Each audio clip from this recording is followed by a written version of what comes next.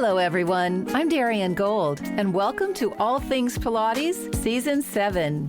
In this season, you'll hear inspiring stories about the healing power of Pilates and from teachers around the world who will share how they're helping to make Joseph Pilates' wish come true by bringing more attention to the gift he left us, Contrology, transforming bodies one studio and one country at a time. Have you ever heard of arachnoiditis? I know, neither had I, until my guest, Elvira M, explained a little bit about this condition that she has suffered with for over 12 years. Elvira has had a life full of challenges, including arachnoiditis. I wonder how Joe Pilates would treat a person with this type of condition, which has no cure. Well, Joe isn't here, but this method is, and in particular, his universal reformer. Here to explain how Pilates has saved her from a life in a wheelchair is Elvira M. Welcome to the show, Elvira. Thank you for having me, Darien. I'm so happy to be here and blessed. Yes, thank you. And it took a while for us to get together, so I'm glad you're here. Yes, my master teacher. Well, before we dig in, can you tell our listeners what kind of daily life and activity level did you have before this arachnoiditis? Say that 3 times really fast and then backwards. What was your life like before all this sort of took place? Well, my entire life, very active. I was trained as a gymnast and ballerina. I was swimming in the Mediterranean Sea. And that time that happened, I was marathon runner. So before my injury, I was very active and I worked full time. I managed my household, I took care of my family, and I was always on to go. And I loved walking, swimming, gardening, cooking, traveling. And I never really sat down. So my days were full of energy and movement. And I was the kind of the person who could work from morning until night and still have plans after the dinner. And you were training for marathons? I did, yes. That's a lot. So you have a family. You're doing the traditional cooking and cleaning and keeping everyone together. And you had a job, and you had time to train. Yes, the reason I wanted to do marathons, I said, I promised myself before I turn 50, I have to do marathons. That was always on my list. But when my father died, I had my running magazine and said there, if you start running, your depression and grief is going to go away. Oh. It was in my running magazine, and I just saw at my gym in Roanoke Park Day doing training, and it was December. It was really cold. And I went there and said, I'm going to sign up for that. Best thing ever did. I felt really good after start training the marathons. So that helped you with your grieving process? A lot. And I was doing mat Pilates at that time also. Oh. Well, at this point, everything is healthy in your life. And then something happened that changed everything. And before we sort of dig into that part, can you tell our listeners, those who are scratching their heads going, arachnoiditis, what the heck is that? What is it exactly? Well, honestly, I first heard that word a few years ago. And it was something totally new to me because I was told I have spondylolisthesis, I have osteoarthritis, spinal stenosis, and I have neuropathy. And 2 years ago, I just left my health insurance in 25 years because they were telling me do another surgery or nothing we can do. And I just find another insurance and I did research and find neuroscientist from England who graduated from one of those most famous orthopedic neuroscience universities, I think in Ireland. And it took me a long time to have an appointment with her in San Francisco and Dr. Jennings, and she did testing there. I stayed in hospital whole day and said, no, you don't have neuropathy, your nerves are fine. You just have arachnoiditis. Only. But there's no cure for that. Well, did you say, well, what is that? Yeah, so she explained to me, she actually made a diagram for me for whole spine, all the nerves. She explained it so well. And she also told me there's actually a very rare disease who's not even recognized by government. Actually, California is the number one who is doing research right now, and I'm a part of that research in Southern California. Just started talking to Dr. Tennant, who is trying to get to that because insurance doesn't recognize, government doesn't recognize. That's a different story. We can talk about that later. So she said that's the inflammation of arachnoid membrane, and that protects layer of spinal cord and the brain. And that's happened after all my surgeries I had. When my surgery was done, each time when they open the fluid, it's kind of evaporate, and those nerves get dry and they don't have lubrication enough. But wait a second, didn't they anticipate that during surgery, that fluid would dry up? That's a wonderful question. When I saw another orthopedic surgeon, he said to me, did they tell you that? Then after the surgery, my loss, they had to see that. I said, no, I never was told. So it's deeper and deeper digging. It was just more disappointment for me. Can I ask you, the surgeries that took place, something happened that made you have to have surgery. What was that? So that was when I was 2013. I was visiting my daughter in Southern California. She was at university there. And she lived in a business building. And everybody was gone that day in the gym. I said, I'm going to go there.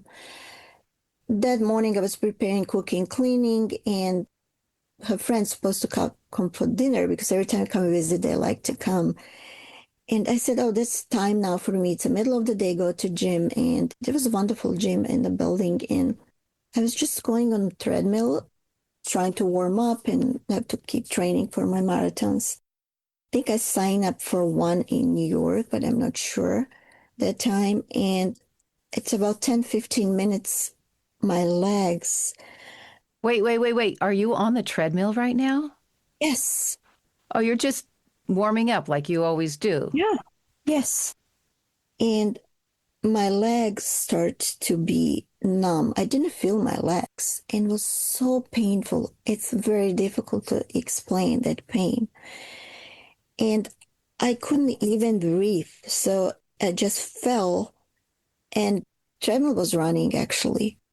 And I couldn't even straighten my legs. And I was alone for many hours, maybe 3 or 4 hours, because the people after work start coming home and somebody came in and I asked for ibuprofen, Tylenol, and I crawled to my daughter's apartment. And I called my doctor and I said, I told my daughter I'm going home and something happened. She didn't believe me, but I didn't want to tell her. She was in the middle of the exams. So I came to my doctor at Kaiser and, oh, you're just doing too much training because they know me. Just doing too much training. I was on my leg, actually, one leg. Okay, I'm a little lost. So you fell off the treadmill. Yes. You couldn't really feel your legs. Nobody was around, so you end up lying down in pain, waiting for someone to come in. So that did anyone call 911? No, They just gave me ibuprofen and Tylenol. Somebody came, and I don't really, this was like all blurry to me or kind of black. I black out, but I remember I couldn't straighten my legs. My legs were bended. How I felt. I was trying to straighten my leg. I just couldn't. It was like, it's very difficult to explain how that pain is. But I'm very strong, resilient woman. And that, I think that Tylenol and ibuprofen worked. So I was still in a pain, but it was not that much pain. I think the medication took like 30 minutes to kick in. And then I crawled to my daughter's apartment. I didn't even have my phone with me. And I just called my doctor, the Kaiser Center. I said, I'm coming tomorrow. And I came next day and I was standing actually on one leg. Okay, so one leg was more impacted than the other. Yes. And it was left leg. So when I had that, so, oh, you just running too much, doesn't even listen. One of those people, they don't listen. They just assume, which it's very much people like that stays, unfortunately. And I said, well, but this is really very painful. This is something different. This is one I never experienced before. Okay, how many days do you need off? I said, I was working this morning and I came for my lunchtime. I'm not the person who's going to ask for narcotics or time off. I just want to know what is going on. She assumed I need time and I need narcotics. I never had narcotics before, but in hospital. So she gave me, I think, ibuprofen 900 milligram and nerve pain, gabapentin. So I went home and it was... Same day? Did you go home the same day? Yes. I went to work and I said, well, I'm going to go home. They said, yes, of course. So I headed home and I asked my husband what we're going to do.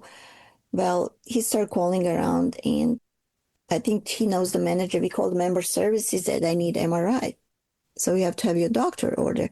So anyway, some reason I pushed them to do x-rays and MRI. They actually did x-rays and said, oh, we don't see much here, but you might have this spondylolisthesis and you have high impact on your body, is marathon running. And I was in a pain, still in a pain. I would take like 6 ibuprofen. My stomach was hurt. I'm still going to work. I'm still doing the bridge and in a patient mouth. I'm still doing it. And I'd ask my husband, can you come pick me at lunchtime? And we're going to do MRI. They approved the MRI finally. And he took me, I couldn't even drive, and took me to the hospital. And they took MRI. It was, I think, Tuesday or Wednesday. And I got a phone call at my work, said, this is Elvira, very, very serious. You have to do the surgery. And we have a doctor in Oakland who can do your surgery, immediate surgery. I said, thank you. So I went on the computer on my work and I tried research about the surgeon. And I didn't like what people say, that all respect to his education and his hard work. And I was trying to research who is the best surgeon and who is the head of the surgery, spine surgery at Kaiser. And I find a Dr. Hans Booth, who was head of the spine surgery in Sacramento. Oh, in Sacramento.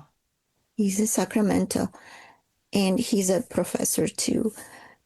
And I just called my doctor, I think maybe an email or call. I said, I have to have him. No, you cannot. We have. They said, yes, that's my body. This is my body. I know how spine surgery mean. We will try. Actually, I find a phone number. I called a Sacramento hospital spine surgery department and I asked for Dr. Hans Booth. And I said, I'm a patient. I read about him. I would like to see him for my surgery. Good for you. Oh, yeah. So when I was at work and I left my work number, phone number from my work, and he called me personally. Wow. It was Thursday afternoon, I think. That's all happened from like Sunday to Thursday. And he called me personally. He said, Elvira, what can I help you? Ask for me. And I told him I need to have a emergency surgery. And can you please check my x-rays?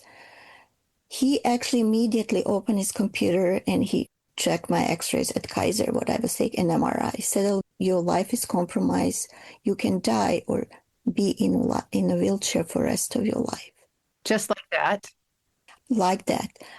Straightforward German, which I like to hear. And he said to me, can I see you? I think it was Thursday after. Can I see you tomorrow first thing in the morning? Yes. I went there on Friday. Sacramento Hospital.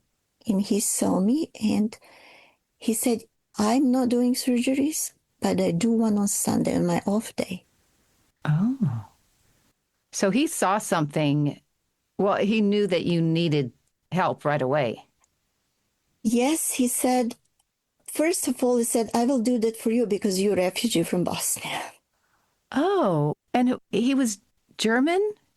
His words were like that. My husband was Mindy, and that really made me cry because nobody, how would somebody... He recognized that you were Bosnian. Yes, and he said to me, my country, Germany, he's German, his wife is French. My country know how much you guys suffer. Oh. And one of the countries to help the most refugees is Germany, actually. And I lived in Germany and Switzerland and in a refugee camp. And he really touched my heart. He was surgeon since 1971 and very famous. And he was a teacher. And I think it was something very special. He said, I'm doing your surgery Sunday night, 7 a.m. Can you come? Yes. Oh, you didn't take no for an answer, obviously. What a great lesson. And you made it happen because, like you said, you only have this one body and you weren't going to accept what Kaiser said originally. And you needed to go find a surgeon that you felt safe with. And you went to the best. Yes. So it was meant to be. And the fact that he said, I know that you're a refugee from Bosnia. Yes. That was very touching. Very much. And I'm still in touch with him. He's retired. They did on him the same surgery because he was spending 50 years doing surgery. So they did, and he retired. And we keep in touch. When I have a question, immediately answer, I text him. Amazing. Now, he said something to you that you shared in the pre-interview. Yes. When he did my surgery and I asked him, doctor, what do you think I should do? I am working out. I was very active. And first day when I had surgery, I wanted to walk. And he was very impressed. He saw me, said, you're not the whiner. So they took me out of bed and I started walking with their walker. About 2 or 3 people helped me. He said, oh, you really want to heal? Well, before I leaving, when he was releasing my paper, said, well, you asked me what you need to do. Do you know my guy, German guy, Joseph Pilates? I said, yes, I know. I do mat Pilates. It's wonderful to do mat Pilates, but really I want you to go on reformer and later maybe on Cadillac machine. And that's going to heal you. He was so confident and straightforward. And knew about Joe's work. He does. He's his guy. And he's orthopedic surgeon. I love that. And then what do you do with that information? First thing when I came home, I start calling around. Research. Of course, you're a researcher. I open actually Yellow Pages book. I had it. And it was on the computer too. And then I started calling around who is gonna take me to. I had those scars, 6 weeks and it's scars and pain and everything, but I didn't have time. I said, I'm gonna do it right now. And I called around and a couple students said, oh, I'm sorry, we cannot take you in. And this is very serious surgery. We're not certified for that. And I kept calling and I find a Mindful Pilates by Carrie. And by the way, I asked her if I can mention her in my podcast. She said yes. Carrie Stillman. Stillman, who did have studio, Mindful Pilates studio in Santa Rosa. And I called her and I told her about my situation, said yes. She wasn't afraid. No, She said she could take you on. absolutely. She was also certified as far, I don't know if I'm going to say the correct sentence, but she's certified In rehab. rehab, and I think she went to Long Beach. She got a master's there, as far as I remember. And I think you told me there's a in Long Beach. I think it's Long Beach Dance Conditioning. Yes. And she was very young, and she was listening. She was the first time somebody listened to me.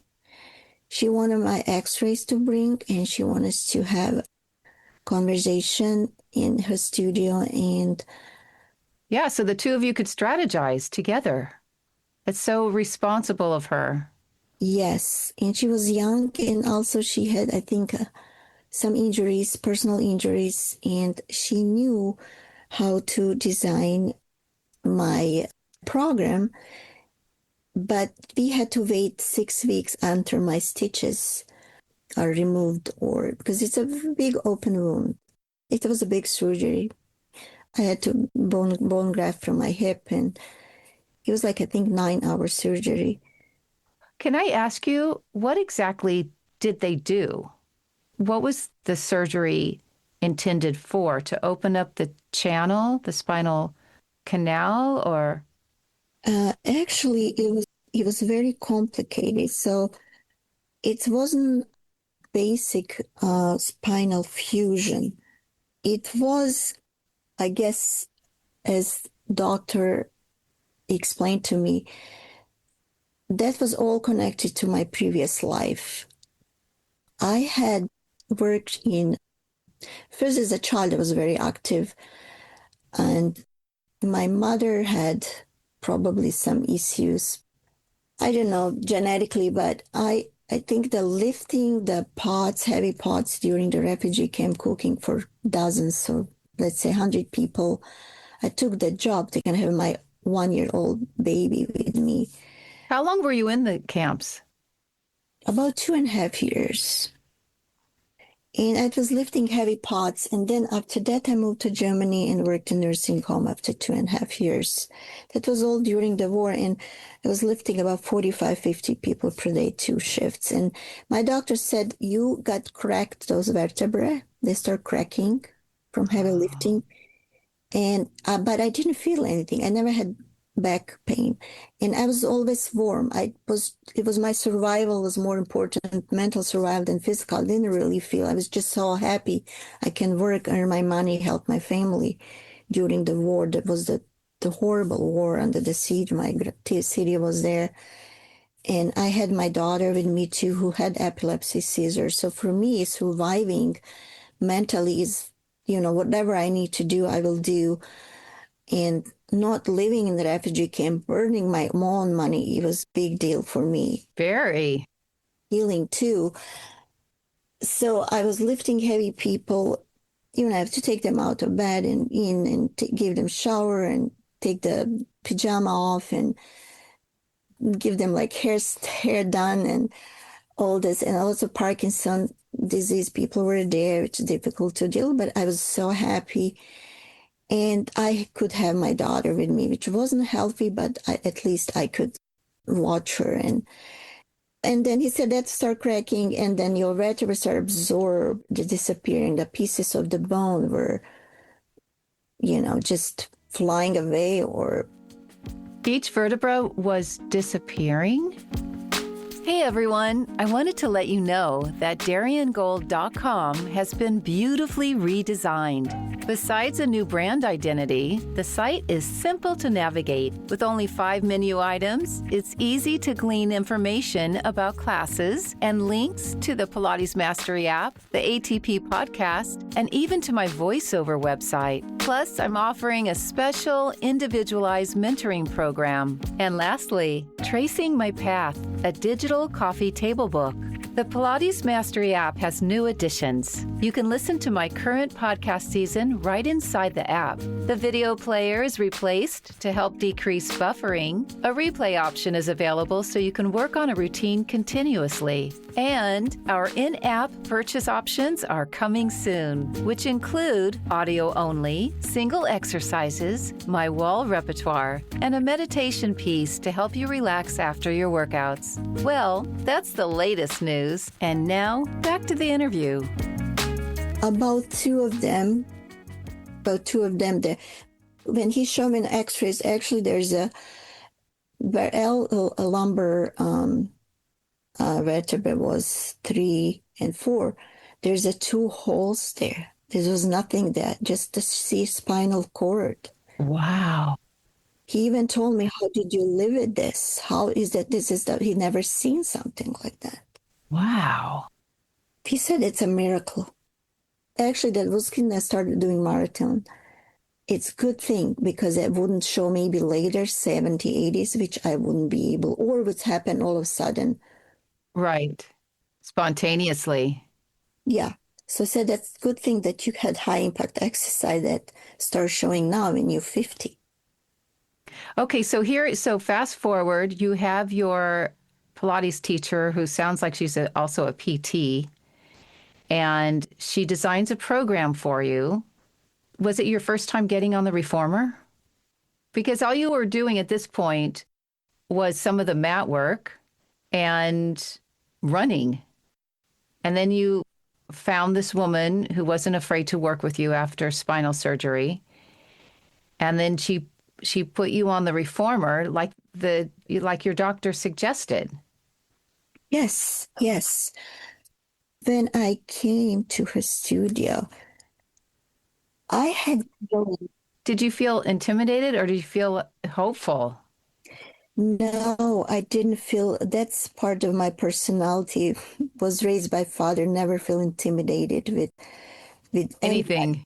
You can be better or worse, but we all different people. And I actually felt I came to Disneyland for my health. That's how I can explain. Oh, you walked into her studio and you thought, okay, I've landed somewhere that's going to heal me. Yes, it was beautiful studio in the house, and she had those nice, steady wooden reformers, and I just felt hope immediately. My mental situation got 100% better when I came to the studio. I just believed. I started learning and reading about Joseph more than I had before. And how he started and where he ended up. Yes, that started in a hospital during War One, and the Cadillac was hospital bed, and he just started inventing for injured people exercises who were laying in a bed, hopeless. You could totally relate. Totally.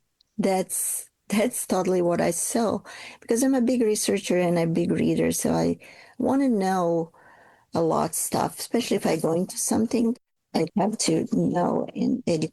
I can imagine then that when you walked into the studio, how elated you must have felt just knowing that here are pieces of equipment that Joe created for people who are injured, no matter how they got injured. And it must have just changed your mindset right away. Did you feel a connection with your teacher, or did that grow? Or did she make you feel like, I'm here for you, we have this? Oh, she was very sweet. I felt immediate connection because she listens. This is a different story now, but many studios, when I would go. Yeah, they didn't know, they were intimidated. They didn't know what to do with you. Oh, and I didn't, so I wasn't really whining. I wouldn't tell people I don't want to do it because I'm a person who go through the walls. That's my personality. There's no answer, but I learned that if people don't know, they assume a lot. So that's my responsibility to tell them. So a couple of times in my Pilates reform at the gym, some gyms, it wasn't jumping board, I think, and immediately my leg got paralyzed. And teacher said to me, it's very important to mention that my listener can feel what I want to say or can understand. The person said to me, "Oh, we all have issues. You just keep pushing." And that was one time. And the second time, I started immediately. Also after my third decompression, I started immediately go to this. Another person said, "You are so stressed."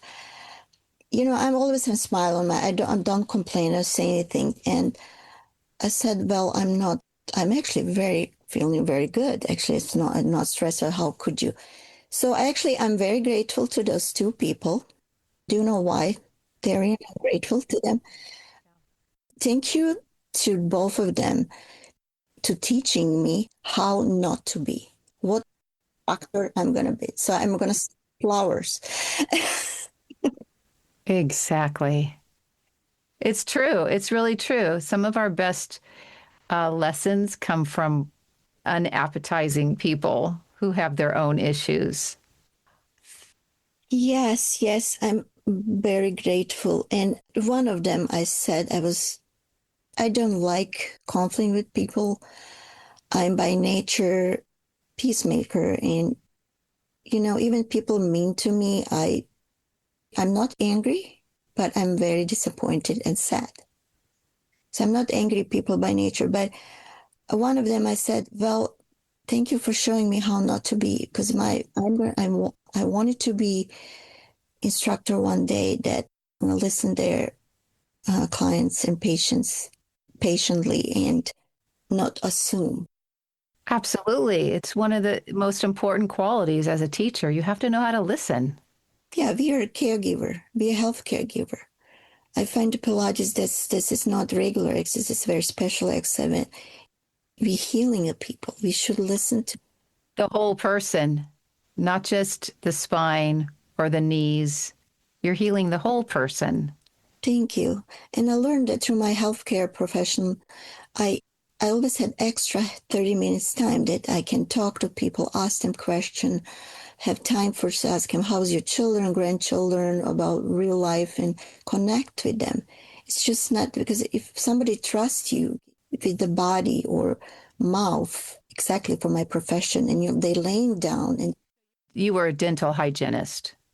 I was in dentistry for 27 almost years, but even I did my job as a registered dental assistant after surgery 12 more years. Even I was told not. I'm glad I did. I loved my job so much. That was the hardest part. As much it was painful for me to deal whatever I was dealing with. It was losing the job. It was 80% of my mental illness. Of course. Let me ask you about the reformer. When you started in on learning some of the exercises on the universal reformer, and your teacher put a program together, and I'm sure it was evolving, she would get feedback from you. Were you in pain when you started on the reformer? Yes, I was very much in pain. I was almost 2 years in pain. But bone healing with a woman our age after 50, during menopause, we don't produce the enough cells to our bone to recover. So the bone fusion takes up to 2 years for after 50. It usually takes a long time, but when women lose the period, the bone is really Yeah, all hell breaks loose. takes time. So the bone took 2 years. But as I said, my physical pain is nothing as my mental pain was. When I lay on the reformer first time, as Carrie said to me, oh, you're going to be fine. Your muscles remember ballet, gymnastics, swimming, and also you were just running for a few years. That's a big deal. That's really great. And really, when I lay on the reformer, my body started recognizing movement through my ballet and gymnastic. I felt my muscles kind of working for me. They're working for me, for my body. And And the carry was like something that she was not pushing me through the pain like an athlete, as we learn to do, especially in Europe. You're just pushing through the pain. But she listened my body, and then she was working with my body for the first time. I wasn't fighting my body. I was partnering with my body, reformer. Yes. The reformer was your dance partner. We talk about that. Yes, and I felt like I didn't understand answer the question. When you asked me how I felt kind of mix of everything. I was scared because knowing myself how I'm pushing usually in life, that I was scared of myself. Am I gonna listen or gonna, as soon as I feel better, am I gonna push it harder and to the pain? But at the same time, my mental hope, my mental happiness, it felt overriding my physical pain. And it wasn't so those movements, what I was doing on reformer were very small and precise. And they're not aggressive like as other sports. She designed everything to help me to heal, not to hurt myself. And I had to learn that. After the first lesson, I felt something I didn't feel for a long time. I just felt that hope and satisfaction in my heart that I feel relief. Mm-hmm. I feel that's only I have to do. Like you finally landed somewhere. Exactly. Yeah. How long did you work with her? We worked about 9 months.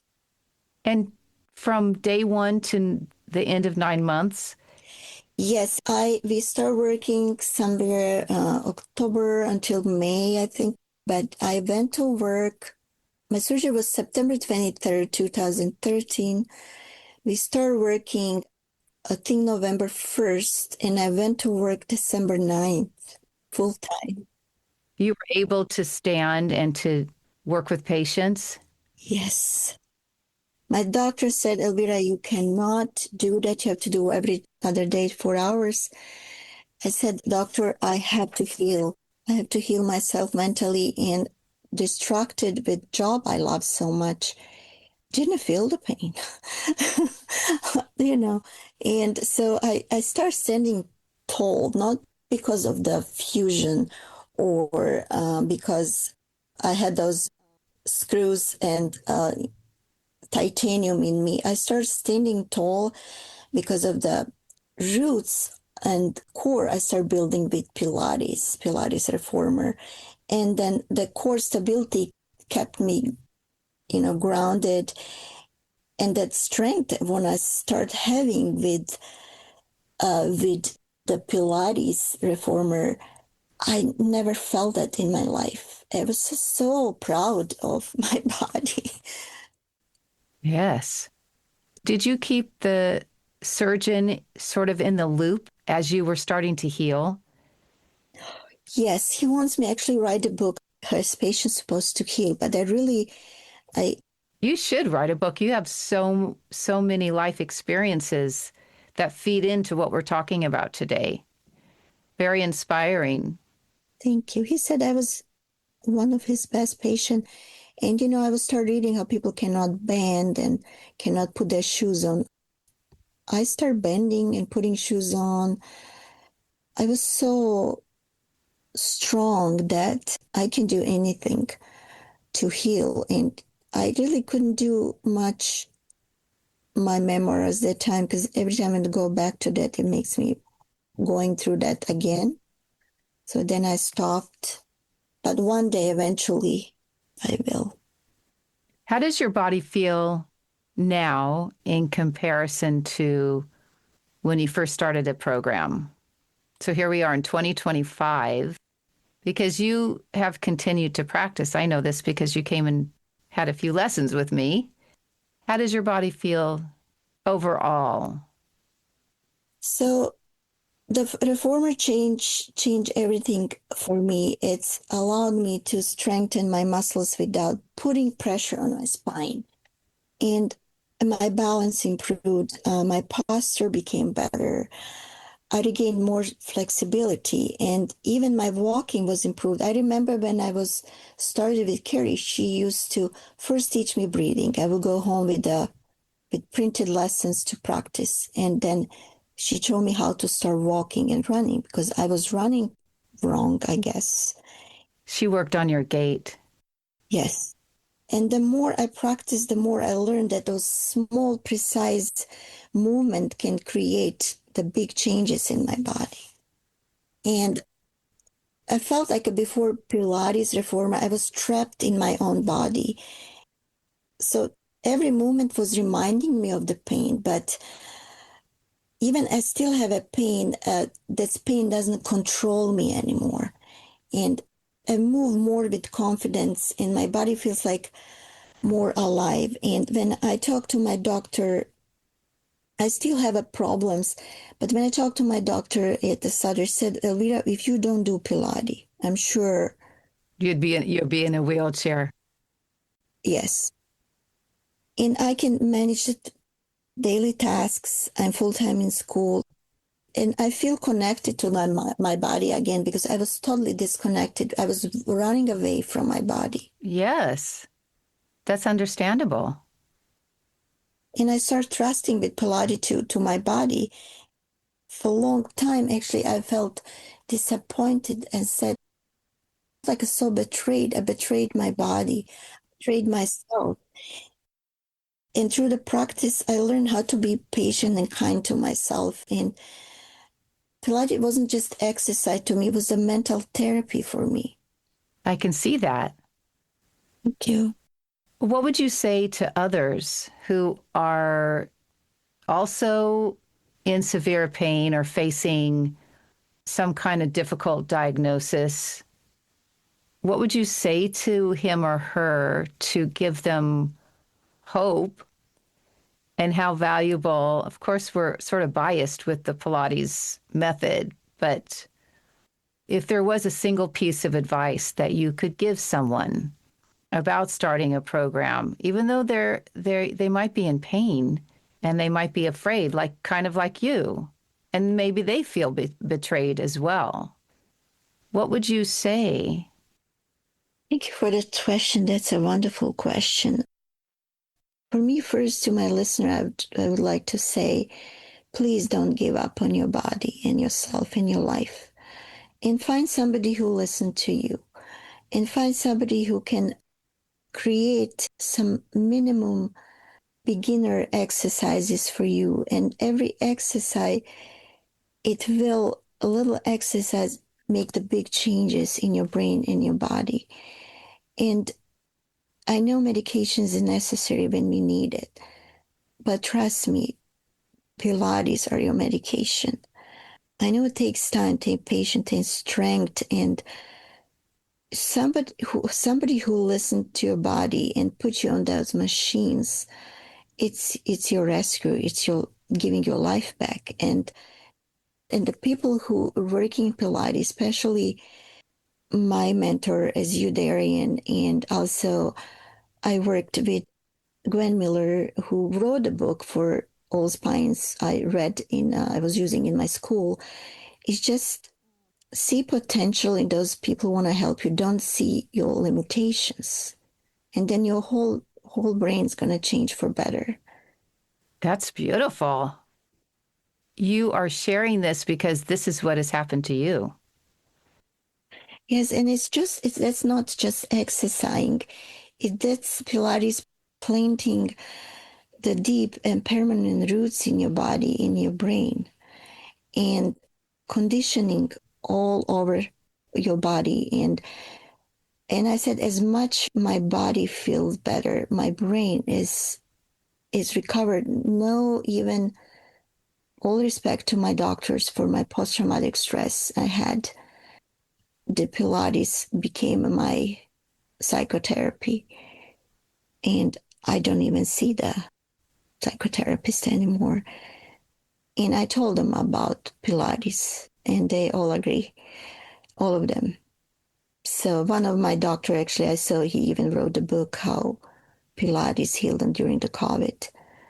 And those roots, actually, what you building with Pilates, they're giving you scars in positive way to you and to your body. You just feel different. Yes, yes. Well, that sounds very encouraging and hopeful for those who might be listening, or someone listening knows a person who's going through a really difficult time and perhaps hasn't tried the Pilates method or hasn't found the right teacher that will work with them and listen to them. So I wish you continued healing, Elvira. I really encourage you to write your book because you have so much to say and to share. And I'm sure you've inspired others just by this interview. So thank you so much for your time. Oh, thank you so much for having me. And if I have a few more minutes, I would like to say something. Yes. So I want to tell everyone who's listening to that podcast that Darien Gold has created something incredible called the Pilates Mastery, an app that puts this healing right in your hands. And I have this on my phone, and please download it. This is a masterpiece, and you carry with you. And just 15 minutes, let's say 5 minutes, it will change your mental and physical pain. And I know because it changed mine. I have on my phone and my computer. And because you're not just exercising, you just started feeling better every single day and moment, actually. And Darien, I really want to thank you, not just for this interview today, but for being my mentor and my master teacher. And you believed in me when I was still finding my strength. I was in school. I graduated from Comprehensive Pilates Center as a junior college, and I want to thank all the teachers there. And also, I want to tell them what you taught me first time when you came to our class. When I met you, it was just something what I never had before. The technique you taught me, and you showed me how to hold the space for me and for others, and the way that it just changes for the better. I don't know if I explained it correctly. Oh, that's so kind of you for saying all that. I swear I didn't pay Elvira for paid advertisement for my Pilates Mastery app, but I'm glad that it's helping you, and it will continue to help you because it's a powerful presentation of the work, the traditional work. So thank you so much for that, Elvira. You're welcome. Thank you for having me today. All Things Pilates is produced, written, edited, and hosted by me, Darien Gold. Mastered audio mix, Fabian Romero. Original music, a.k.a. Johnny. If you're enjoying this show, we would love for you to leave a review on Apple Podcasts so you can let others know what you like or love about All Things Pilates. Also, if you're interested in helping to support this podcast, become a subscriber. It helps with the back-end costs that accrue when producing a show. To learn more about our growing community, check out our show notes. Life is an incomprehensible marvel, since it is incessantly wasted and spent, yet nonetheless it lasts and endures. Bosnian writer and Nobel Peace winner, Ivo Andrić.